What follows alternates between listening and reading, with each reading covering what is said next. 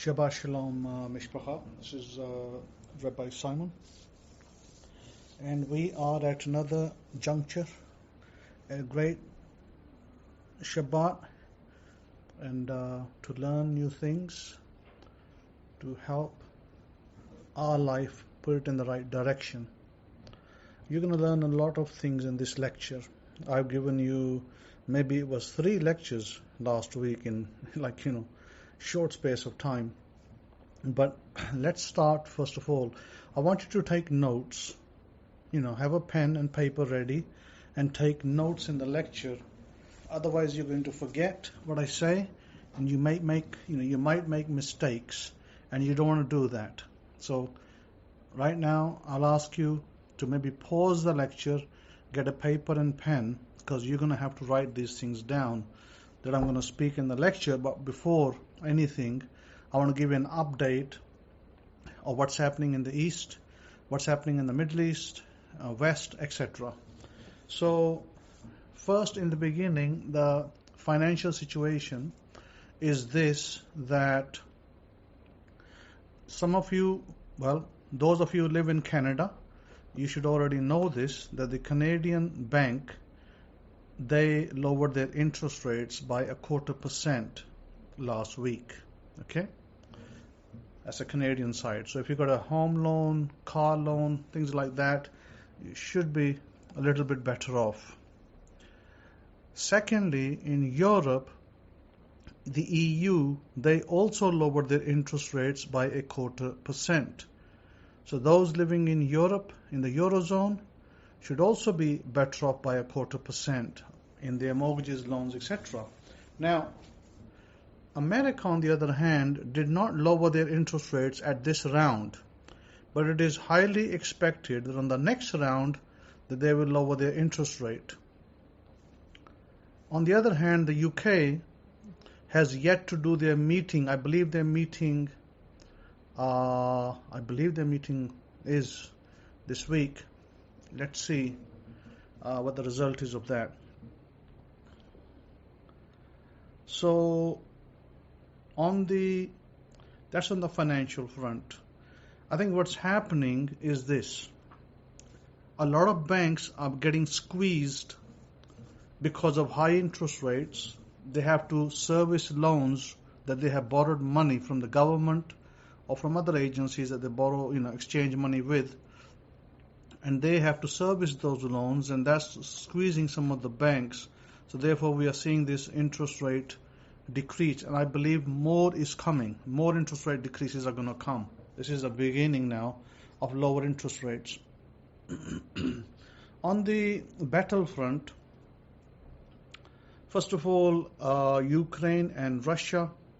Russia has already placed nuclear missiles around certain East European nations that are in Russia's favor.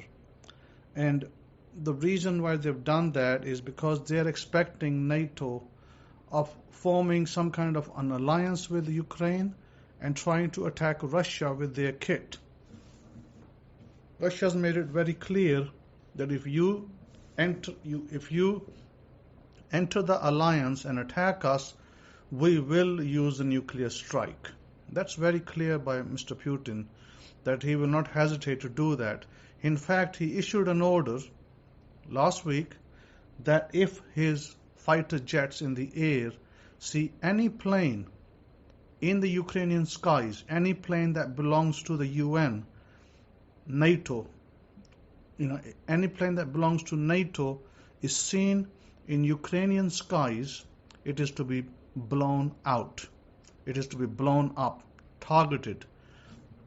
And Mr. Putin made it very clear to his fighter pilots that they are not to seek permission.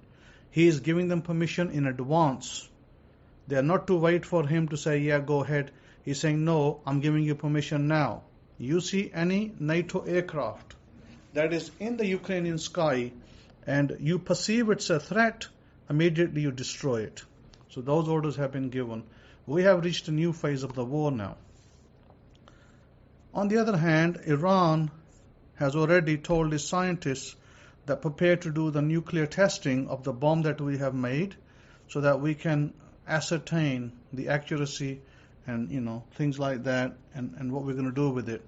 So that's a shocker to America that Iran claims that it already has the nuclear weapon. Okay, I do believe that these occurrences happened.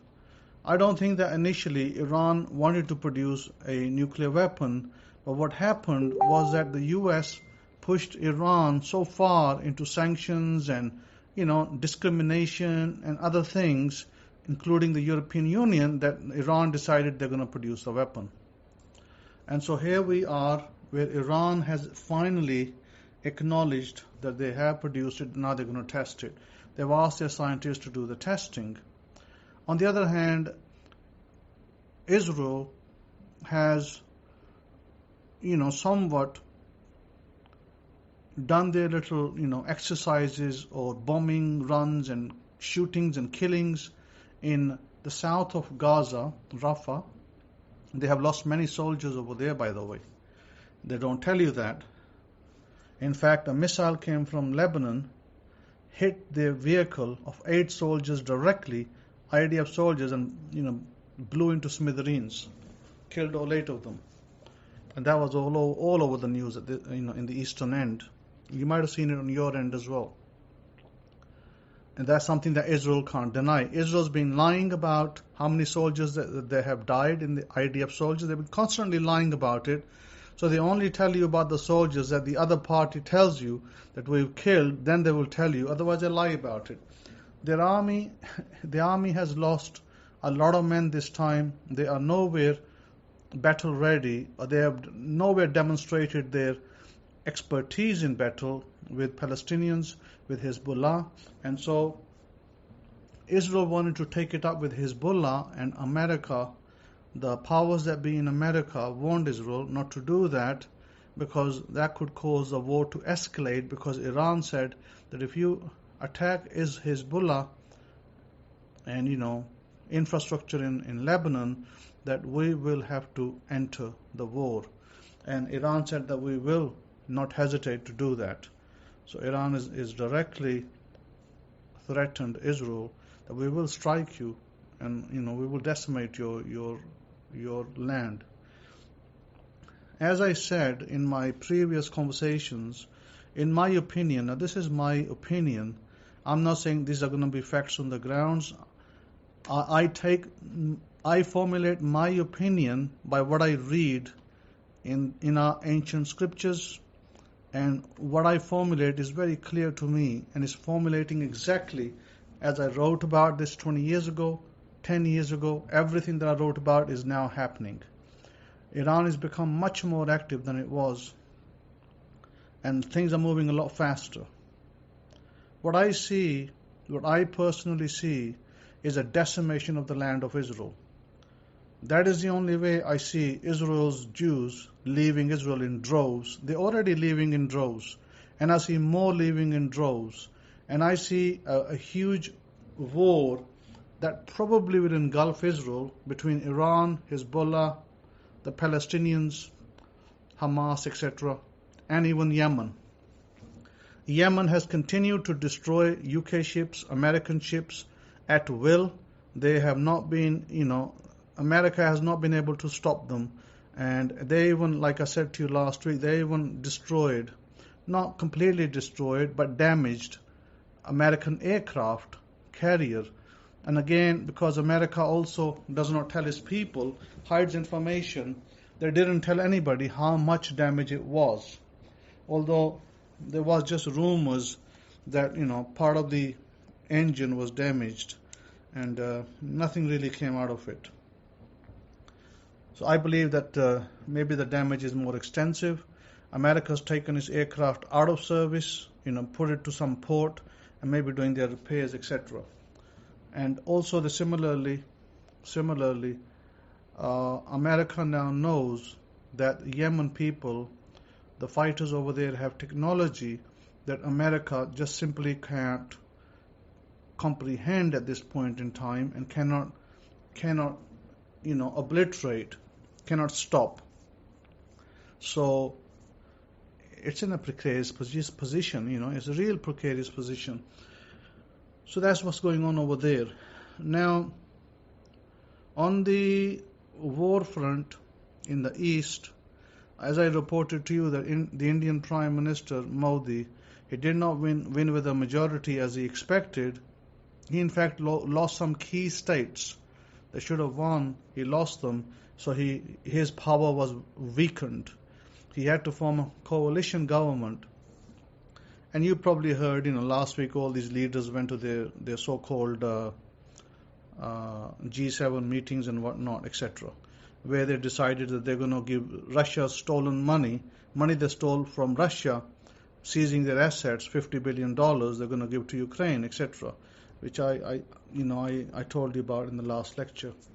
So that's what's going on over there. Now, on the other front, I believe, let's see what else is going on. I think that's about the war effort. More things are developing as we speak. Okay, a lot more things are developing. I did tell you about Saudi Arabia's decision on June 13 that they will no longer take orders for the oil in dollars, US dollars, which means that they no longer have to hold a reserve of so many billions of dollars, because that frees them up not to hold a reserve. That also indirectly weakens the dollar. It weakens it. It's not going to put the dollar out of service immediately, but it will weaken it. How much? Hard to say, but we are talking about over $300 billion of business in dollars every year just with Saudi Arabia. So therefore, $300 billion is not a huge amount of money. It's like a quarter or 1/3 of $1 trillion.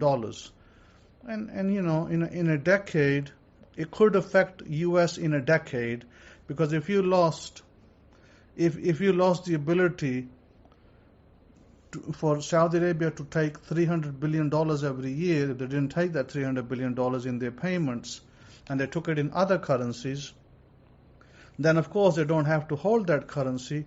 It also means that you lose out, because they don't have to hold your currency and they don't have to go through these exchange rates.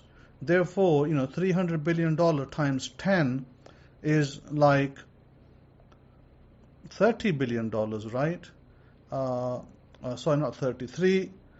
$300 billion times 10 is like $3,000 billion. I'm trying to say 3,000, not 30.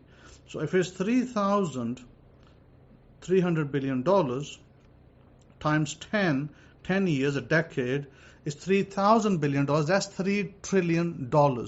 Yeah, that's 3 trillion. $1,000 billion is 1 trillion. So in a decade, in 10 years, we're talking about $3 trillion worth of money that's not going to be exchanged. So yes, over time, it will affect the US over time. Not immediately next year and maybe the following year, but what it will do is it will erode the value of the dollar over time. We're talking about from now, 5 years. So I don't think it's going to affect Americans directly, because Americans still going to buy and sell in dollars, locally. But what it does affect is, if you are let's say you emigrated to America and you're sending money home to your family, maybe India, maybe Mexico, maybe some other country, Philippines or whatever country you send to, then of course the dollar will lose value against the foreign currency somewhat. So you will get less for your dollars over time. And again, not immediate, but over time. So that's where we are with the dollar picture. We did on the Bitcoin front, we did go way over 70,000 on Bitcoin. I think it almost went to, if I'm not mistaken, was it 71,000 or 72,000?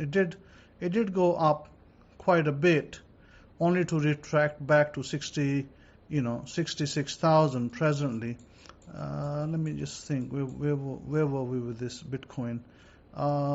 With Bitcoin, let me just see.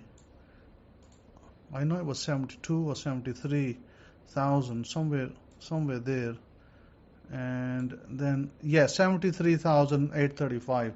So it topped to 73,835, then to retract back to where it is presently, which is around 66 and a half somewhere. So that's where we are presently with the BTC. So okay, now let's see. That's on the financial front. Now, what else?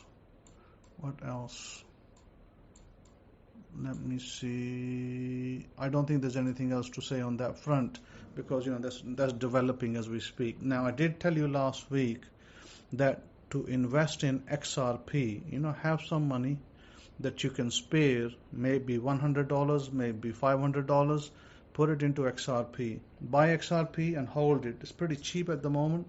I think last week it was like 45 pennies, 45 cents.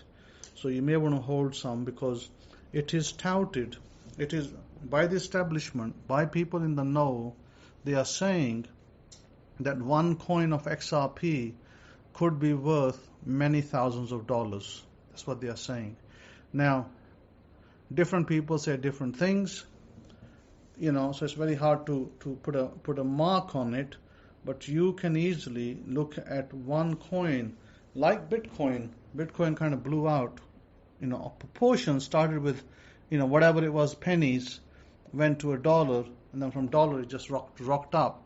And I told you about last week, I think it was a billionaire actually, a guy who became a billionaire just because he bought Bitcoin. I don't know if he bought from $10,000 worth at the time, but he bought his Bitcoins for $1. So he had 10,000 Bitcoins. When Bitcoin skyrocketed, I'm not sure what time he cashed out, whether he cashed out at 35,000 or 40,000, but whenever he cashed out, he cashed out more than $1 billion. And he became a billionaire. He shifted to Dubai and he set up his business over there. I guess he's still dealing with cryptocurrencies and other stuff, but that's how some people became rich. So I'm not saying that you're going to become a billionaire because of XRP, but I'm saying that you have the potential to become a millionaire by just investing in XRP. If you were to put $1,000 worth of XRP and forget about it for the next 5 years, you could be sitting on a few $1 million by that time. Because Russia said they're going to use it for banking. The American banks, some of them are already using it without telling everybody. And then other banks are going to come on board. So this is fresh, news on the back. This is something that they're not talking about, but this is something that is happening as we speak. It's developing. Okay, so with that, it's really entirely up to you. If you have money to spare, then by all means, look into it. Do some research, look into it. If you feel it's the right investment for you, it'd be better than buying Apple shares. Put it this way, because Apple shares are very high right now, or Nvidia. Nvidia shares are very high as well. So it'd be better to invest in XRP than to invest in Apple or into Nvidia, because they've already skyrocketed. Because Nvidia is not going to double. Nvidia is already double. It's not going to double again. Neither is Apple. Apple's not going to double immediately. Apple may double in a decade, but it's not going to double from where it is at this point.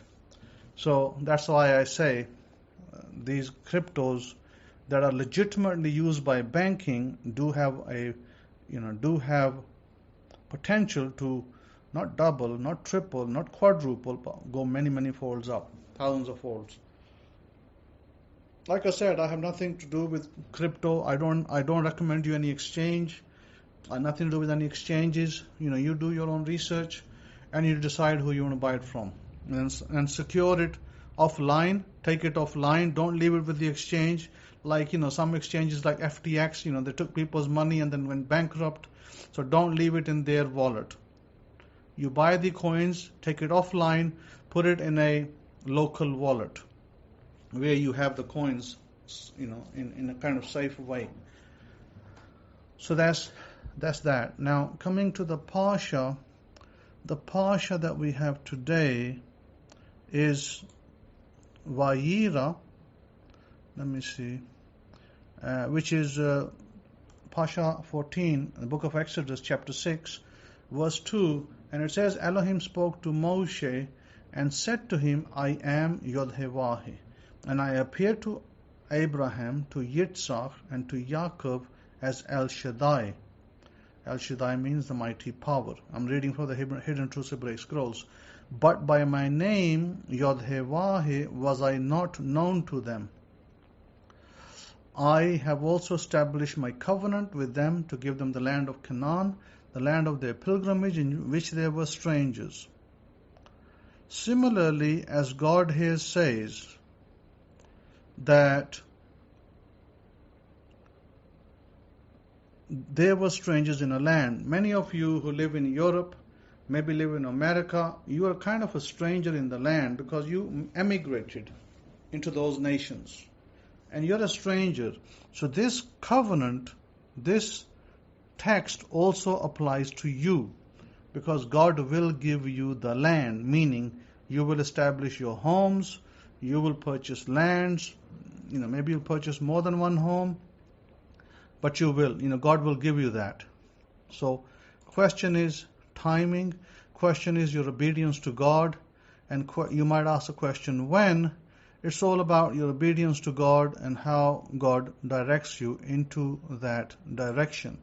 So this is now where I come in and explain that, God says, I am Yod-Heh-Vah-Heh.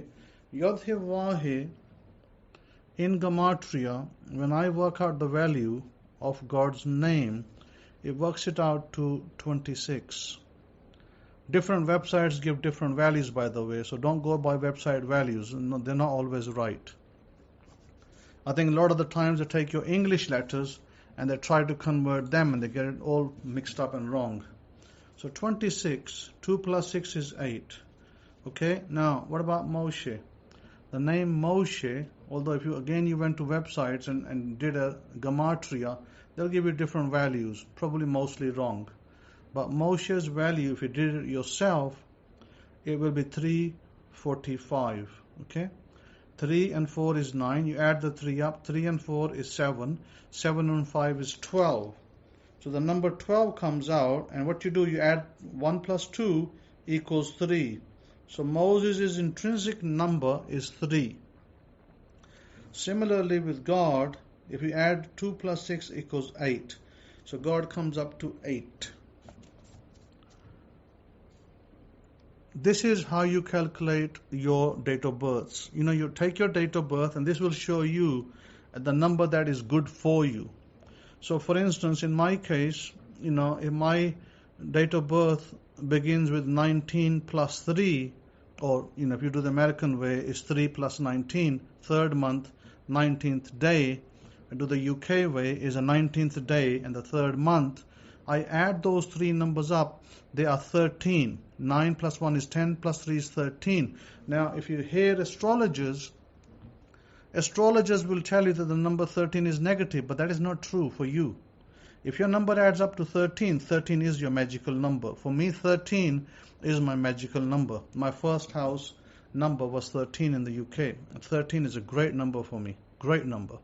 And one day maybe I'll show you how to use that number to in powerful way. Well, I could tell you now. What you do is you take the number 13 and you put it on your Mars mound. Where's your Mars mound? Your Mars mound is under your thumb.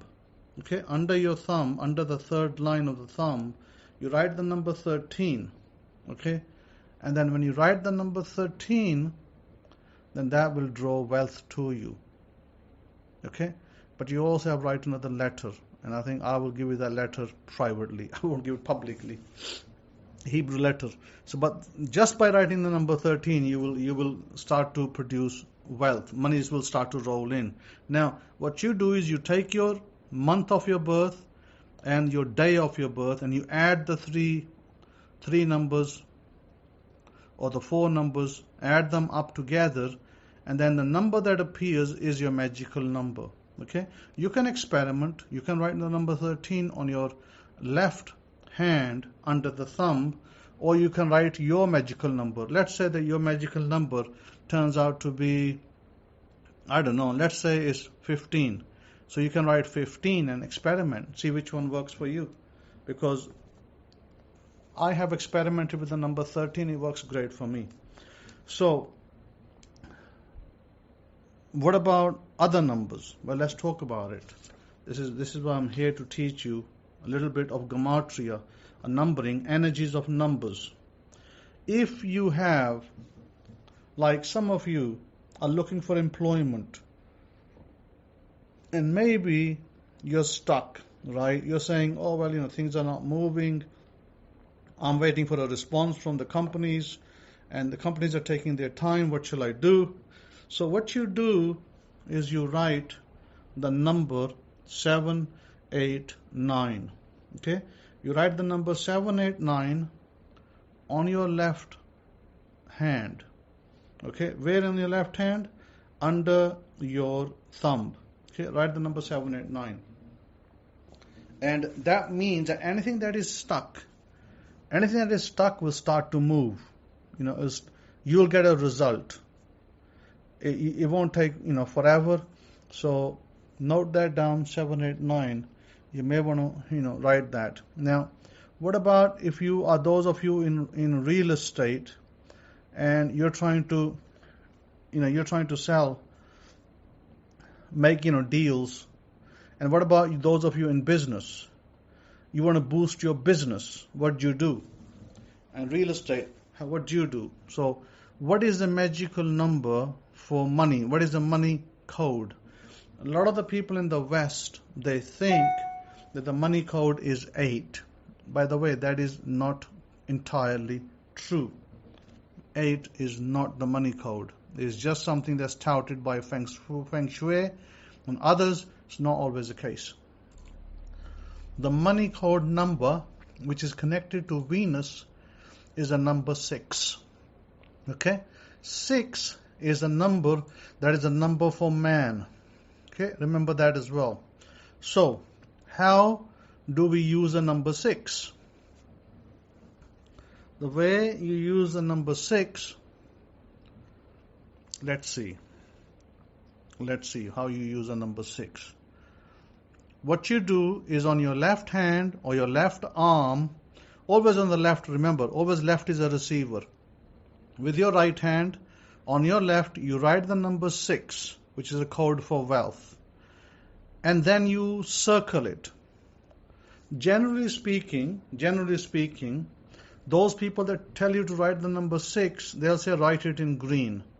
Me, I don't follow that pattern. I don't follow the pattern of green. What you do is, this is what I would do. I would write the number with silver. Okay? I have a silver pen here, a metallic pen, which is kind of silvery. I also have a metallic golden pen. And these you can buy pretty cheap, from that Chinese website, the Temu one. And you can get the blue metallic pen as well. What I do is I use the silver color to write the number 6. And then I encircle it, then I create a circle with the blue. Now, what's the purpose of the circle? If you write the number 6, which is a code of wealth, and you circle it, that means you are restricting the energy of that number to yourself. But if you don't circle it, then the energy of that number will go everywhere. Wherever you go, the energy of the number will travel with you, and it will stick to other people. Meaning that you are now allowing the energy to stick to other people as well. But if you just want the energy to be with you, for you, then you circle it, you close it up. But if you want that energy to be given to people, like you want to bless people, you go somewhere, you say, I want to bless other people as well, then you don't circle it. Leave it open. Similarly, on your door, on your house door, you can write the number 6.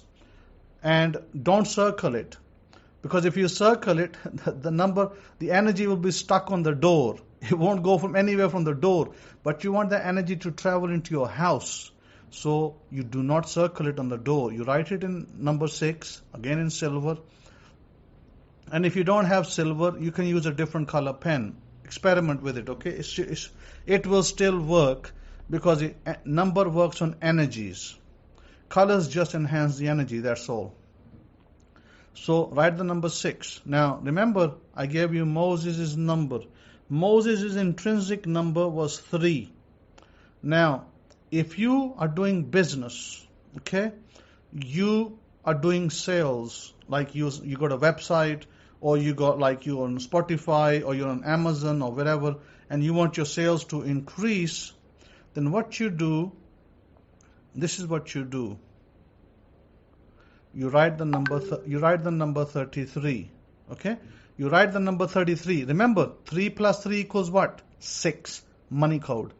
What is 33? 3 is Moses' intrinsic number, okay? And what is 33? 33, remember I always quote you Jeremiah 3:33. Jeremiah 3:33 says, call on to me and I will show you great miracles. So 333 is an absolutely powerful number. So you write 33, where'd you write it? Yes, that's a good question. You write the 33 under your index finger on the left hand, okay? Write 33 under the index finger on the left hand. Now remember what I said. If you circle it, it applies to you only. If you don't circle it, the energy travels in your home or wherever you go. So you decide how you want that to work for you. Do you want the energy restricted to yourself, or you want to travel? Now, if you're in business, I would suggest that you write it without the circle. But you can circle it as well. Again, you may want to experiment which works for you best. You can try both, okay? See which one works for you best. If you have a shop on Amazon or some other social website, then this will increase your sales. Okay, number 33. It will increase your sales. Now, here is another money hack. When you are sending money out digital way, like you're doing banking with your app, telephone app or computer app, laptop app, and you go into your app and you want to send somebody $100 or $500 or whatever the amount is, and before you send the amount, here is a money hack that will bring your money double back. So what you do, double or more, usually double. So let's say you were sending somebody $500 and you wanted to receive $1,000 back. You will get it, but this is what you have to do. Before you hit the word, before you put all the numbers in, you're ready to send, but don't hit send yet. Close your eyes and imagine that you see the name of God. Now, go to any website or maybe go to the Hidden Truths Hebraic Scrolls, see what the letters of God's names are, the 4 letters, okay? The Yod He Wah He. Now, it doesn't matter if you see them in Royal Hebrew or if you see them in the modern Hebrew. Either the modern Hebrew or the Royal Hebrew. So you see God's letters. And you see God's letters in your imagination, and you see the number 708 underneath God's name. Okay? Remember, number 708 under God's name. So you see God's name, you see God's name above, and you see the number 708 below. And if you see those two, and then you hit send, that will bring your money double back to you. That's the power of the name of God, okay? So you can try it. Now, some of you might say, well, what if I don't know the name of God? What if I'm a Muslim? What if I'm a Christian and I call God Jesus? Or what if I just call God Lord? That's okay. I'm not saying that you're restricted to God in a particular language, in a particular destination, in a particular faith. What you got to do, if you're a Muslim and you want to look at it that way, then sure, see Allah. See Allah in Arabic above and the 708 below. Allah also means God. What about Lord? Well, Lord means God as well. You can see the word Lord in gold letters, above, and you see the 708 beneath. And they may appear to you in different colors, but as long as you see it, it's only going to take you 1 to 2 seconds to do this. 1 to 2 seconds only. 1 to 2 seconds before you hit that send button. So you see those and you hit the send afterwards. You open your eyes, you close your eyes, you look and you see the, God's name shining in the colors, and below God's name you see 708. Now, like I said, I'm not, discriminatory against whether you call God Jesus Whether you call God Allah, whether you call God Jehovah, you call Him Lord, etc. So, whatever way you call God, that's the way you see God. That's the way your body, your energy responds. And then when you do that, and you see those numberings, letterings, and you hit send, you will get double money back. Okay? Go ahead, do that. So as I said to you, 6 is a code for wealth. I have told you what I prefer. Usually they tell you to write it in green. I prefer blue. I prefer to write the number in silver and circle it with blue, or I prefer to write the number in blue and circle it with gold, with a golden pen. And like I said, these pens you can buy from Temu.com, and they're like, worth, the pens are costing you $1 and something, they're like pennies, they sell you 3 or 4 pens for like $1.50 or $2 or something like that. Really, really, really inexpensive and cheap. Get some metallic pens, use a metallic pens. You're good to go. Okay? Now, like I said, if you're in business and you want your business to be boosted, then the 33 under your index finger. Similarly,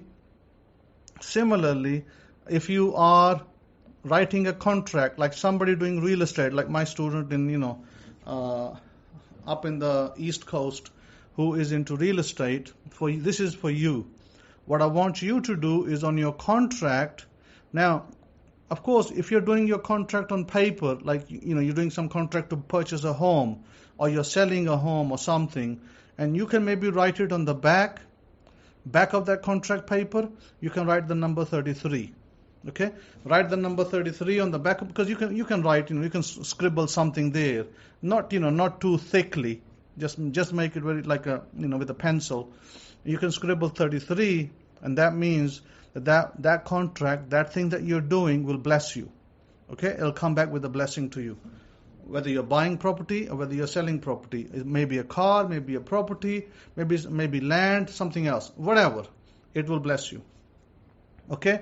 Now, how do you work out your angel number? There's another something that you can use, your angel number. The way you work out your angel number is you add all of your numbers of your date of birth together. You add them all up. Let's say you add them all up and they come to two numbers. Let's say they come to 2 numbers. Let's say the number 35 turns up. You add everything up and it's 35. Now, how do you know what's your angel number? What you do, you take the 35, you add the 2, 3 plus 5. Okay? 3 plus 5 equals 8. Then what you do is you deduct 11 from 8, or 8 from 11, the other way actually, and you end up with 3. So 3 is your angel number. And you put the 3 just where your middle of your wrist is. You put the 3 there and you circle it, and that will bring you money as well, because that is your angel number. Now, what if your total number was 20? Let's say you total your date of birth and it was number 20. What you then do is you take the 2 plus 0, you get the number 2. Now you deduct the number 11, you deduct 2 from 11, you get 9. Then your angel number is 9. So whatever number you come to, what you do, you deduct it from 11. So if your number is, let's say it's 26, you deduct it from 11. 26 is 2 plus 6 equals 8. You deduct it from 11, you get 3. If your number is 27, 2 plus 7 is 9. You deduct 9 from 11, your angel number is 2. And then in order to generate power from your angel number, you have to write it in the middle of your wrist, on the crease of your wrist, and circle it. So the energy is now working in your favor on yourself. When you circle it, your angel number's power belongs to you. In other words, if you didn't circle it, the energy is spreading out and everybody's benefiting from it. But if you want you to benefit from it, then you circle it. Then you will benefit from it, because the whole idea at this point is for you to benefit. Then you benefit by circling it, so now it's limited to you. So remember to do that. And if you're not sure, if you're going to make, if you're writing it, you're making a mistake, you're like, I'm not sure if I'm doing it right, by all means write to me in an email and write to my address, shimon63@yahoo.com, and I can guide you. Just tell me what your date of birth is full, and I can guide you how to, or I can actually calculate the number for you and write to you back and say this is your number. Okay, if you need help in that department. Also, you might say, what can I do to attract ongoing money? Of course, I gave you the code 6. 6 is for ongoing money. 33 is for ongoing money for your business, contracts that you do. And remember, things that are stuck, not moving, job responses, not moving, stuck. You want to write the number 789 on your Mars mount on the left hand. 789. And if it rubs out, listen, remember this. The number won't stay there forever, and you're going to write it with a pen, right? If it rubs out, you write it again. If you go wash your hands, you're having a shower the next day and everything disappears, then you go write it again. So you got to write it every day. Write it every day. Write it every day. 789, 789. Money stuck. Some business stuck. Some guy not paying you your money, etc. Whatever thing stuck. 789. You want ongoing sales, higher sales. Number 33. Under the index finger. With the circle. You want the money code, the wealth code, number 6. Always on your left hand, and it works for you. Now there's other ways to write number 6. Again, I'm not going to cover it in this public lecture, but that's something maybe, if you wanted to go further than that, then I could speak to you about that separately and guide you as to how to use it in a more different kind of way.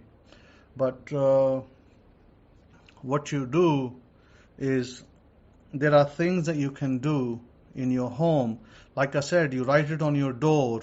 If you write the number 6 on your door, don't circle it, because let the wealth code spread, the energy spread into your house. And you don't have to just write it on the front door. You can write it on all your doors.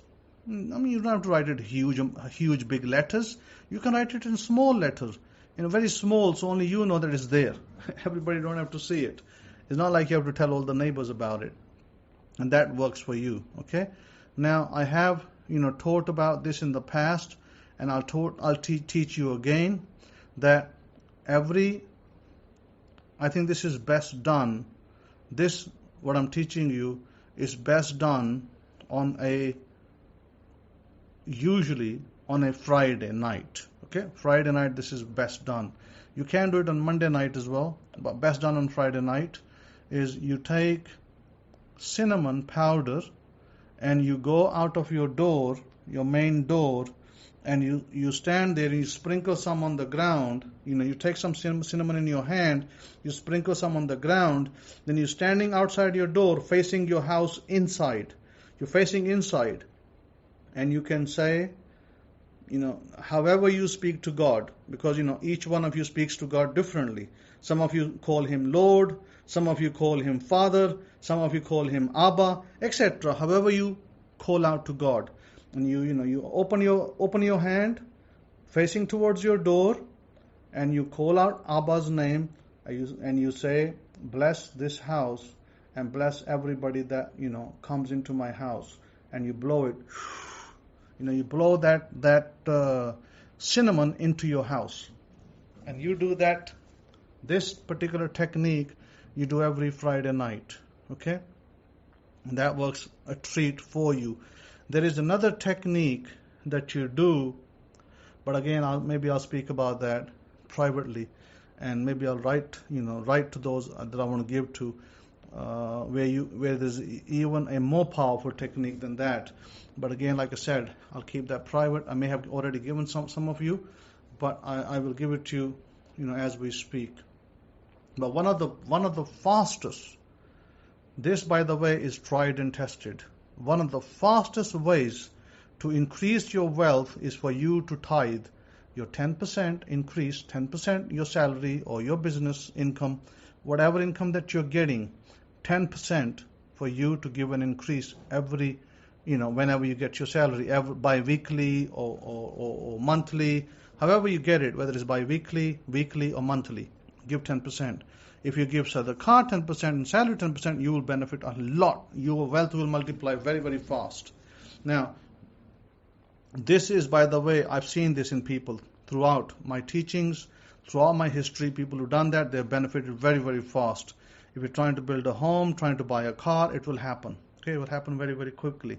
But don't be dismayed. There are times that things get a little stuck. Things get a little stuck, and it doesn't mean that you've done something wrong. It usually means that maybe the people you are around, maybe you are around very negative people, and their negativity is affecting you. So for that to come through, that's why I'm giving you these numbers. I'm giving you 7, 8, 9, where you're going to overcome negativity of people. So use that. I'm giving it to you publicly, not privately, so that everyone can benefit from this. Okay? So I guess I can say more, but I think that this is enough for you to practice with. This gives you enough juice to, use it in your personal and private life. Okay? I want you all to succeed. I want you all to be blessed. So please use it. Now, I wanted to go and look at what God was saying to Moses. It says, and Elohim spoke to Moshe and said to him, I am Yod-Heh-Vah-Heh, or I am the Lord. And I appeared to Abraham, to Yitzhak, and to Yaakov as El Shaddai, the mighty power. But by my name, Yod-Heh-Vah-Heh, was I not known to them? In other words, it's a question mark. By the way, this is a question. This is not a statement. God is not saying that, they didn't know me, because they did know him, because they were establishing sacrifices in the name of God, so they knew him very well. So a lot of Christians take this the wrong way, and they say, they didn't know God's name. Of course they knew God's name. It's there in Genesis 12. So they knew God's name. They knew, how to do the sacrifices, because in order to do the sacrifices, you had to know God's name.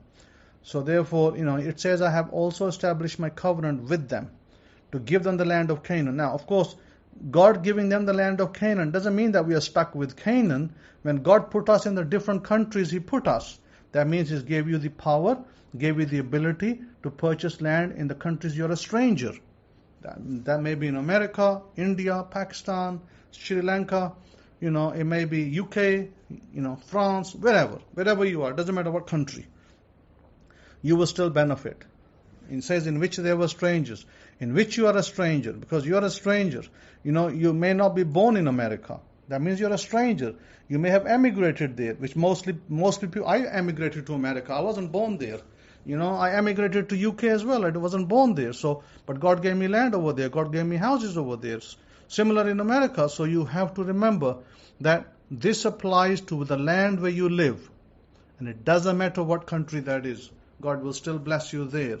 Because God says, I am mindful of my covenant to bring it to pass. God is mindful of His covenant that is made with our forefathers, that He will bring it to pass. 100% given. And He will bring you out of bondage and slavery, just like He brought our people. He will not put you in slavery. He will make sure that you are free. And you are, free to move around and free to be blessed. So the blessing is a given, but God does require you to do your part. And if you've done your part, then you can just rest at peace. Don't allow, negative self-talk. Your mental diet needs to be good. Your mental diet needs to be, I am blessed, I am favored, I am chosen, I'm highly favored, I am top priority. That should be your mental talk every day. And, I have millions and millions of dollars flowing to me. That should be your mental talk. Your mental talk should not be, I'm not getting that job. My business is not doing well. I don't know why my uncle doesn't like me. I don't know why my wife's always arguing with me. If your mental talk is that, then more of that will come to you. Because that's what you're asking. You're saying, give me more of it. He'll give you more of it. But if you're saying, I have millions of dollars going through my bank, then you're asking for more of millions of dollars to go through your bank. And it will go through your bank because that's what you are saying. That's what you're asking for. If you're saying that you are blessed, then you're asking to be blessed and more blessings will come to your way. So your mental talk needs to be absolutely watched. You need to watch your mental talk. Your mental diet needs to be strictly of a blessing nature, not of a cursing nature and cursing yourself and saying, oh, I did that wrong and I shouldn't have done that. And don't do that. They'll only create more negativity for you. Don't do that. Try to be positive. Try to have a positive mental diet. Every day, watch yourself. I taught you that every day before you get off your bed, you have your phones. Before you get off your bed, you want to read the blessings which are given you before, and you can put them in your WhatsApp. You can message yourself, or you can write them in a notepad app on your phone. And I want you to read them before you put your foot down out of bed. Read them before you go to the bathroom. So then you step down and go to the bathroom. Now what you can do, if you have a phone, let me see. If you have a phone, what do you do? Yes. If you have a phone and you have your phone cover and you want to be blessed, you want to generate money for yourself, then what I suggest you do, on the back of your phone cover, you can do it on the inside of your phone as well, but probably, again, experiment whether you do it on the inside of the phone cover or the outside. I want you to put something on the outside of your phone cover, and then you can either laminate it or tape it so that it doesn't come off. You can write it with a pen, with one of these felt tip pens, the metallic pens, and then you can tape it, and then it will always be there, and you will be looking at it, and you'll be touching it on your skin as well. When you put the phone down, and when you hold it up, you'll be touching it. And I want you to write the letter of the Hebrew alphabet Va or Vav. Okay? If you don't know how it's written, go look up on Google it and look it up. It's only one single line. It's just a line. It's like an I without the dot. Okay? Just like an I. Just write like an I on it. Put a tape on it or something so that it doesn't rub off. Then every time you hold your phone, unbeknownst to you, you're going to touch that letter. You're going to get the energy, the power of that letter. Okay? Write it. By the way, the letter's code is 6. Remember the wealth code? It's the letter's code. That's how you use it. So do that, and you'll get blessed with that. So with that, I'm going to call this a day. And until next time, Shabbat Shalom to you.